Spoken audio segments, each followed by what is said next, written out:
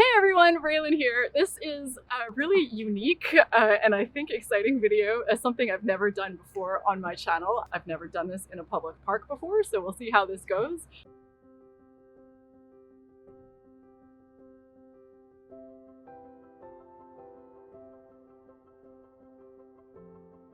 But I'm here with two really amazing people. Two people who a couple years ago were complete strangers to me, and we all met on the internet because of our experience of living with chronic fatigue syndrome, or ME.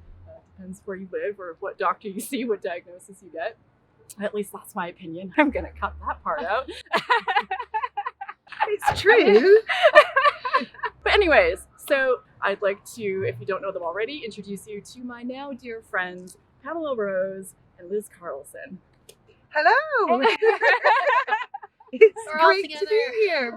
We're all together. It's so exciting for us because we've been talking online for so long. Yeah, Yes. we have. We've been emailing, we've done videos together, we have our own WhatsApp chat group. We talk weekly, often multiple times, sometimes Yeah. daily. And now we're finally together. Yay. Yeah, so for people that don't know you guys, and this is a big ask, I realize it, but in like 1 or 2 minutes, could you sum up your story, your experience with illness and recovery? And for people watching, if you want more in-depth details, I'll make sure to link on the video screen and in the video description, links to videos with our full stories if you want to learn more. So Liz, why don't you start? So I had CFS from 2016 to 2019.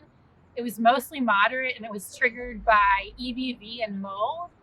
And yeah, I tried the supplements. I tried everything. I went from doctor to doctor. It took me close to 2 years to get even diagnosed by a ME/CFS specialist.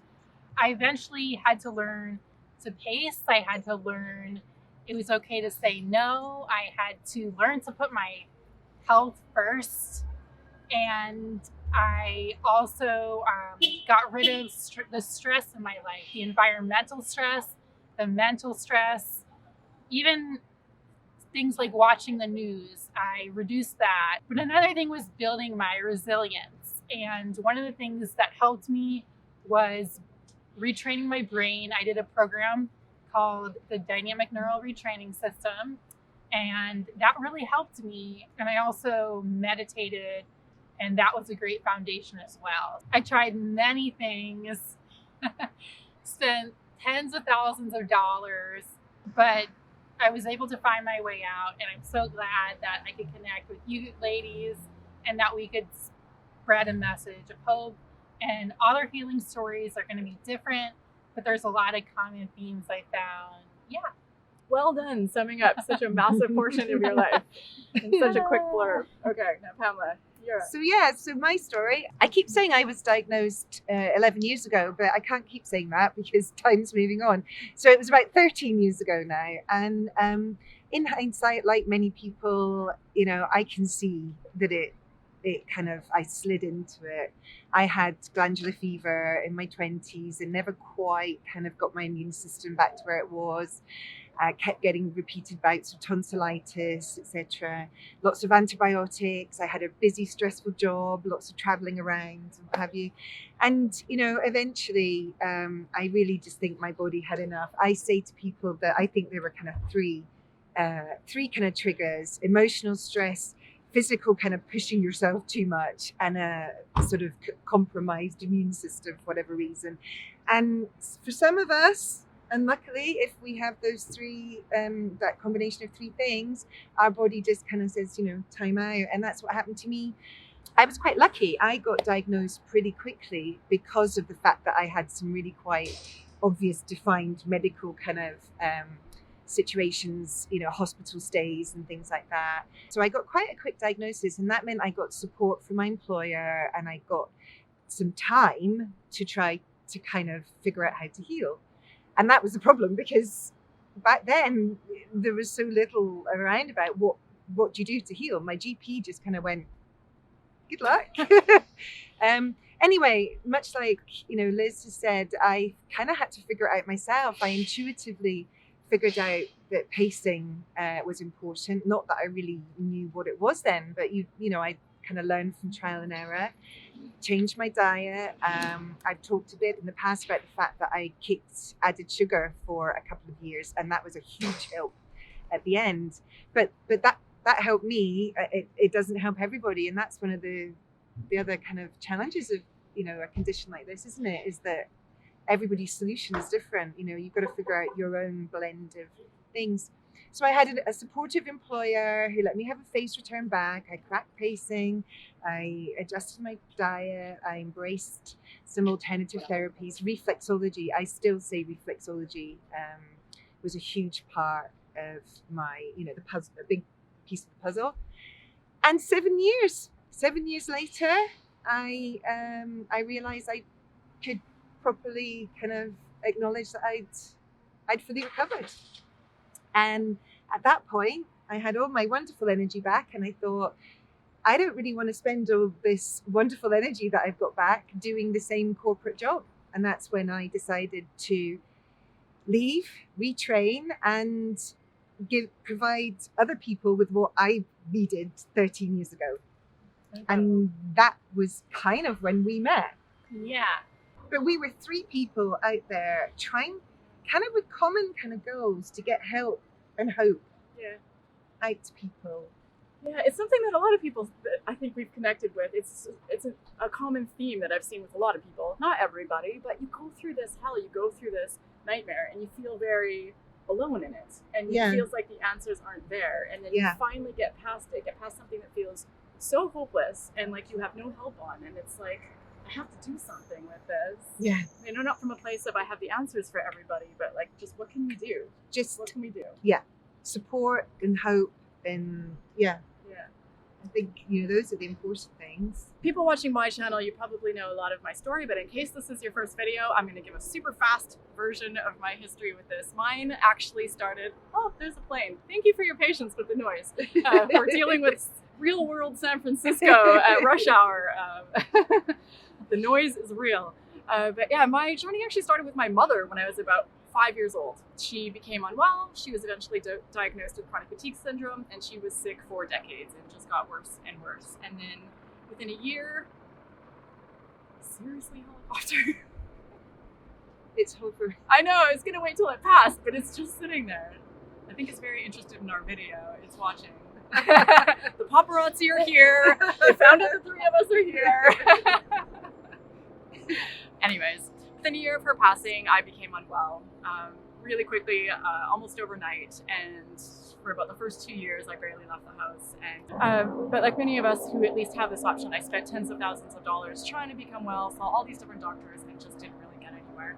And kind of coasted like that for quite a few years. And all in all, was sick for about 10 years. And in the end, I did finally fully recover through a combination of addressing gut health and diet and movement and exercise and mental health and stress and supporting the lymphatic system and the immune system and all sorts of stuff. But again, details on all 3 of our stories are linked below if you'd like to learn more. So one thing that I thought would be interesting for the 3 of us specifically to talk about is because we were all sick for many years. We went through this whole journey. We all eventually fully recovered. Recovery is possible. Absolutely. I'm in San Francisco. I'm in San Francisco. We're from 3 different countries and we've all ended up here together. But yeah, so not only have we recovered and found our own path out of this, we've also since then connected with hundreds of people, maybe thousands of people who are also living with this. So we have new insights. I'm wondering for yourself, if you could go back knowing everything you know now, everything you learned from your own journey, everything you've learned from everyone else you've talked to, is there anything that you'd change about your recovery process? What would you do differently?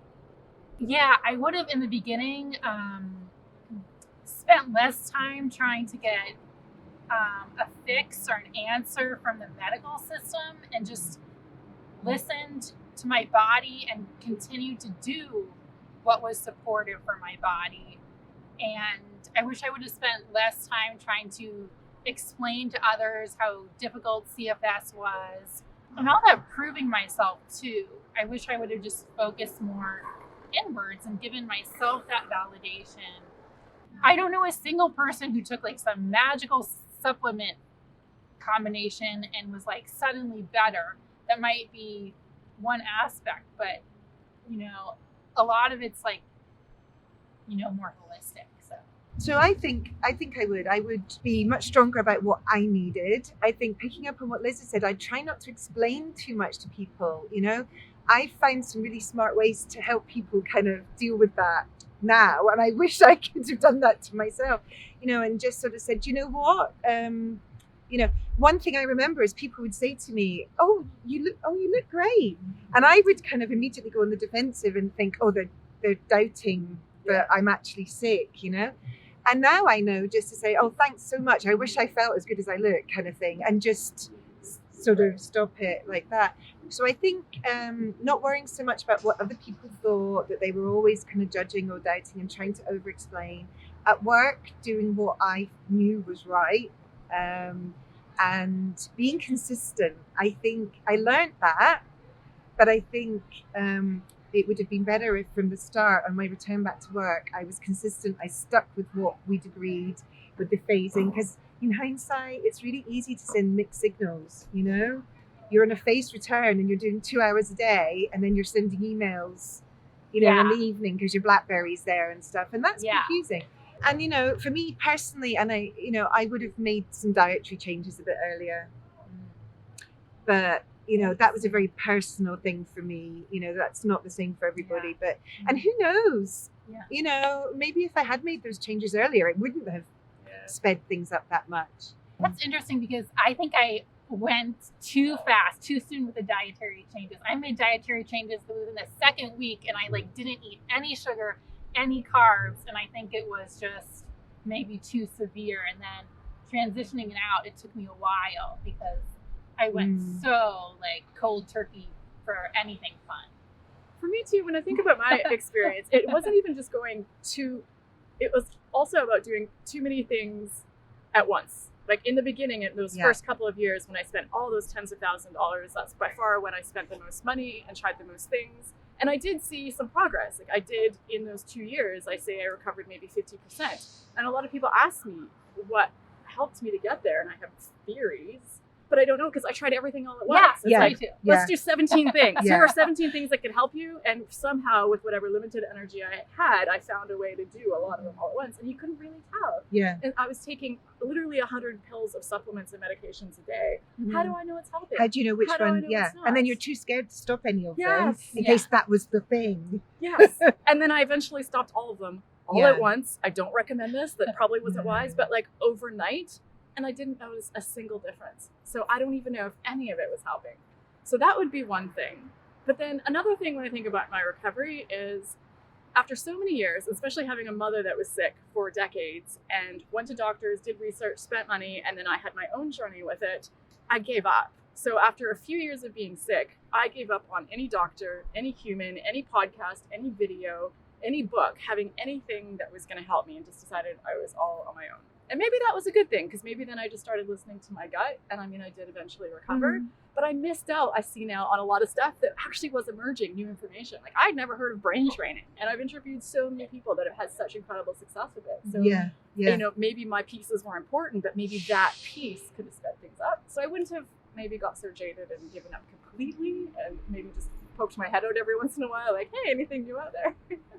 Yeah, and I mean, it's interesting. Two things I'm thinking while you're both talking. One is, I'm pleased I didn't have tens of thousands of pounds, because I think I would have spent tens of thousands of pounds. I didn't have it, so I couldn't, And maybe it's different in the UK anyway, because of the health service and what have you. But not that, unfortunately, they could or would do much. But the other thing is, 13 years ago, we didn't have Instagram and YouTube. Facebook was there, but it wasn't what it is. So there wasn't as much online stuff. So I didn't get there would have been some good stuff there to discover, but there would have also been some sort of confusion as well, maybe. And I didn't get that. I had to kind of just figure it out. Dr. Myhill, Sarah Myhill, was the only person, you heard of her? Oh yeah, a lot. And she was the only person out there that I found online that had anything. Yeah. And I followed her protocol, her supplement protocol. Yeah. To the letter, That's the other piece of it, though, too, that I also think, because I think people now, part of me is always like, it's so great. We have so many options. There's so many programs. There's so many people out there providing support. But then I think if I got sick today, it must be, it's going to be overwhelming. When you're like, what do I do? Yeah, I have 1,000 options, and not a lot of them aren't cheap. Where do you start? And I promise this isn't a self-promotion thing, but without wanting to self-promote, what I do, I'm a coach, I'm a fatigue coach. I help, yes, I have some specific things like around pacing. I'm kind of getting known about, the help I give people with that, but I also help people just pick through. It must be so bewildering. Can't even say it. Yeah. Bewildering. And I just encourage people listening, it seems there's such a sense of urgency because you're feeling so bad all the time. Yeah. But to just like take a breath and to like, don't feel you need to do everything at once. Because I'm sure you get messages like people like on the brink and are like, what do I do? What programs? What's the big thing I can do? And like find me, and it's like, it's like Rome wasn't built in a day. But there are several really good options out there. Yeah, which is amazing. Oh, I've got a good one. Sorry, going back to the original question. I was always looking too far ahead. Always kind of looking for that, like you say, that sort of urgent. So to kind of turn your question around as to sort of what I would do differently, I would focus much more on day by day, rather than month and 6 months and a year, and always kind of thinking or maybe next year I can do this and maybe next I can do that. I would just focus on living every day as smartly as I could. And you have such good advice, I know, for your clients around pacing your days. I would, and pacing your weeks too, but I was always like saving my energy for a big event, and I would just okay, forget about it. I need to like save it all up for a big event, and then on the event I would push through. It's like I wasn't thinking about enjoying each day. It's hard to enjoy each day when you're suffering with symptoms, but I was thinking like, oh, I'm gonna have fun then, and I wasn't really doing anything. So you got to pay the penance in advance or afterwards to be able to do the thing. I'm also curious, when you look back at your journeys of while you were actually recovering, like while you're sick, while you're on your journey, is there anything in that process about yourself or about the experience that surprised you? Well, for me, what surprised me was like my ego died. Like I was super ambitious, like with my career and stuff. And then my ego literally died. Like I don't care if people are more successful than me, what have you. That had to happen because I think that pressure to succeed was what got me into CFS in the first place. Yeah. And I was surprised at how little I really knew about my body and our bodies and what they need and how they work. And that food and exercise wasn't just about looking good. Like it actually has other purposes. Yeah. And I think absolutely. I think I was surprised about the amount of knowledge I gained from it as well. Yeah, I had no clue. No idea. I feel like we know too much now. Like I'm like, okay. Yeah. There's a point where I was like learning too much about my body, like because I was like, Yeah, I know. I'm obsessed with my poop now. I never even used to pay attention. Oh, I don't think I could have even told you how often I went back in the day, but now I am acutely aware. I can give you a detailed report on any given day of what's going on and then all the things I think about my body. I feel a video coming on.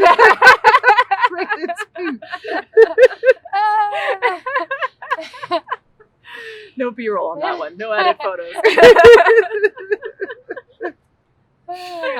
Yeah. I think for me, I love the ego one. That was a big one, especially since I was very proud of my exercise and very competitive with it. And then when I started exercising again, and when I was able to, it took a long time, and I would go to like a seniors Tai Chi class and I couldn't keep up. And I just had to be okay with being the crappiest person in the room with a bunch of 80 and 90-year-olds, that were kicking my butt. So the ego is a big one. Yeah. I was also surprised how quickly I became open-minded. Like, let's go have a meeting with all your dead ancestors and see what they have to say about your recovery journey. I'm like, okay, that gotta be $200. I'm like, here you go. Let's do it. Yeah, I think having an open mind is key for recovery. It's like knowing yourself and your intuition. It's that balance, like trusting your gut, but also keeping that open mind. The open mind is important. It was just surprising to me how quickly I got there. Like desperation makes you all of a sudden like, I don't care what you say, I'll do it. And I went a little woo-woo. I did like connecting to like the spiritual level, like the vibrations of the universe, all that stuff. Crystals. Did you both get crystals? I remember going through my crystal phase. I had a mindset coach who did crystals. Yeah. That wasn't the main part of it, but there were crystals. Yeah, I became a bit woo too, definitely. Yeah. And all of a sudden it's weird, like our bodies were this foreign thing that I never really actively. Okay, so I'm having this memory of being at a healing resort. Oh, I can't say the story. There's people walking by. But I'm doing what they say that you have to do, and part of the program is that is that you had to give yourself daily enemas. So I'm on the bathroom floor, and it's this very hippie kind of place, so you don't get your own bathroom. So it's a public bathroom, but the locks were faulty. So I'm laying on the bathroom floor giving myself an enema, and the cleaning lady walks in, and it's just like, I don't even recognize myself right now. How did I get here? I was just such a prudish person before and shy, and now I'm telling the world about poop and enemas. So it's and for me also how quickly, and this comes from a place of being fortunate and privileged, but how quickly money lost its value to me. My health became the most important thing, so I didn't care how much it costs. Oh yeah, I mean, and we both lost like everything. Like it's like you spend what you have. Everything. With this. Yeah, every penny. And I mean, gosh, actually there is so much I was surprised by, and I think you really realize I was surprised at how important health is. I mean, it's true. You hear people say if you've got your health, you've got everything, but it's not until. I mean, don't get me wrong. There were much worse things to find yourself with than ME/CFS. Technically, well, from a terminal illness point of view, there are. Yeah, no, you're right. But of course it's a hugely debilitating condition, and there can't be many health conditions that are that debilitating, that are that misunderstood or what have you. And I was surprised at how, just at that, the fact that there's so little, it's not even understanding. People just don't believe it. There were people who just quite frankly, like my first infectious disease doctor just didn't believe in CFS. He's like, that's not the standard of care. If you either like have an infection or you heal from it, there's no such thing. He might be with this long COVID. He might, maybe start to recognize it now, but who knows if that. He's going to be calling you up. I doubt it. But I think you're right. The reason I said, are there? Because I think there are many, many, many worse things that you can get. But I think when you're in it, it can feel like one of the worst things. Yeah. Because it feels. Yeah. And maybe if you are sick with this this year, it's a different situation. But back when there was no information and we hadn't heard of anyone recovering and nobody understood it and no doctors took you seriously and your employers thought you were crazy and your friends didn't understand and you're trapped in bed and you didn't even have something to tell people. And as far as you know, this is it for the rest of your life. Yeah. I thought I just told people I have a leaky gut because I was reading a blog, one of the Dr. Acts or something. Yeah. And I was like, because that's all I had to cling to. Yeah. And didn't it sound more credible than chronic fatigue syndrome? Like I would give people any label. I would be like EBV, chronic EBV. And if you do say I've got chronic fatigue syndrome, you hear, I get really tired too. And it's like, no. It's, it's a different kind of tired. I have so many things that I could go on for days, but one last thing, I kind of think with our chat, it would be nice just to finish off kind of how I always finish off.